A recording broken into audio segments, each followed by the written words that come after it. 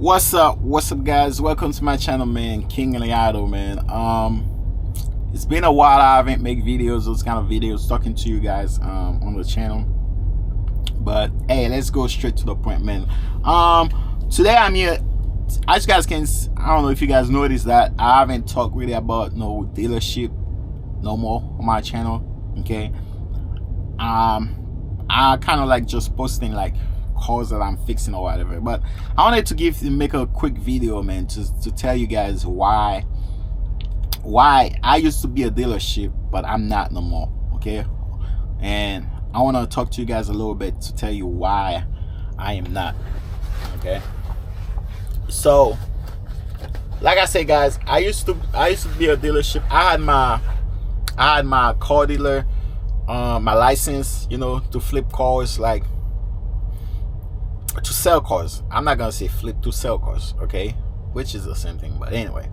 So I had my license and stuff, but before I even had my license, I was flipping cars for a little bit. So that's how I get the taste, and I see the money, the profit I was making. I'm like, man, you know, I save a lot of money from flipping cars.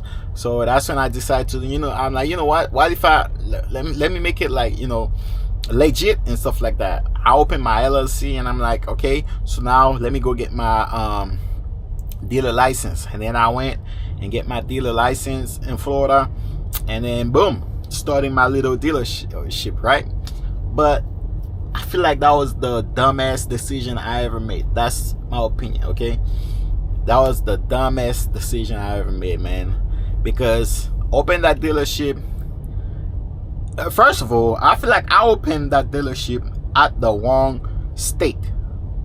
I opened it in Florida, and it was like in Fort Lauderdale. Reason why I say that, there's probably a big market there, but it's expensive. It's expensive, yo. The first place I was paying like $2,800. That's just for the space.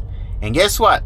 The $2,800 I was paying, it was not like a yard that was facing the street and stuff like that, you know, people can walk by and see you. No, it was not that. It was a big old warehouse. I think it was like 2,700 foot. I don't remember, but it was a warehouse in Florida. If you got a warehouse with an office, they got you know, as long as the office space is the required a minimum square footage, they're gonna give you a license. So it was a warehouse, man. That's probably could fit like probably 10 cars, probably 10 cars, 10 or 11 cars. Okay, and then so that's mean I was not facing no street. It was not there was a warehouse, and then there was other warehouse close by me, like other people doing businesses, like there was a neighbor that was doing like car that was fixing cars and stuff like that. And then, you know, but the space where I was, like the location where I was at, it was crazy, man. It was crazy because I always have to fight with people for parking. I had 2 parkings only, the outside, and motherfuckers are always taking my parkings, man. That was the number one thing. That was like I opened it at the wrong state. Wrong state, wrong location, because $2,800 without even counting the electric, water, internet. My internet, business internet, was like $100-something. Okay, internet, and then I had to pay. I was paying insurance. You have to pay insurance. It was like probably $200-some every month. So my overhead was a lot. But at first I did not feel it because I had the money. You know, I had the money. I had a lot of money to save up, you know, flipping cars or whatever. And then when it comes with mechanic in this business, man, that's another issue, man. In this business, if you don't have a good trusted mechanic, you're gonna spend a lot of money that you shouldn't be even spending. Why do I mean by that? Because the car might have a problem, right? The car got a problem, and then you go to a mechanic guy. the mechanic, he probably don't even know what's the real issue is. Now it's doing like what I call the guessing game. He might make you go buy a part. He put the part, do this, that, and then he say, oh, it's not that. It's something else. You buy another parts, different part. Like, it's like playing guessing game with the mechanic, guys, man. That was another issue with having your own dealership, man. And then auctions. Whew, auctions, man. When you go to the auctions, them dealers only auctions, man, I don't know, man. I feel like there's something tricky about the auctions, man. I just can't explain it. Like, okay, let's say you've been seeing like a car that's like worth, like, in your eyes, that car probably worth like $2,000 or $1,500 or $1,300. But once you bid on that shit, motherfucker gonna keep fighting you, and make that car goes all the way up to $4,000-$5,000, man. $4,000-$5,000, not even, sometimes $6,000. Especially them brands like Toyotas, like the Nissans, some other models, man, that people, what was it? The Hyundai, not Hyundai, Honda, the Honda Civic. People was crazy about, people go crazy about those cars, man. Those cars can be like the shittiest cars you could see at the auction. And when you think you're gonna get it for a good deal, motherfucker keep raising their hand, and make that shit goes all the way up. And then another thing you gotta deal with, once you buy the car for a price that it's not even worth, right? Now, there go the auction fees. Auction fees are crazy. Right now, they're probably higher. Auction fees, you buy the car for $4,000, you might be paying like $200-$300 for auction fees, probably more. I don't. Auction fees was crazy. Okay, you gotta deal with auction fees, man. What else you gotta deal with when you have your car dealers, man? Auction fees. And another thing, you gotta be there in that business, man. If you're not in the business, you have to what I'm trying to say, if you got your dealership, you got space, you have to be in the office. You have to have an schedule, what time you open and what time you close. Okay, that when you got your lot and stuff like that. So yes, you have to have that, because if you don't, I know somebody that they closed his dealer, they took its license because it was not there. He had a lot office, but it was not there because it was too busy. He was doing like a one-man thing. Like, if you can't hire somebody to be there, guess what? How you gonna when you go to the auction, you gotta go fix a car, you gotta go do this, that, you got a lot of stuff. Like, if you cannot be there, or don't have a partner to be there for you, or pay somebody to be there for you, it's gonna be a issue, man. Unless you get like a warehouse where you do appointments only. In Florida, they do that. I don't know if they still doing it. They do that. I don't know about other states too. They do that, you know. And then there was another issue, man.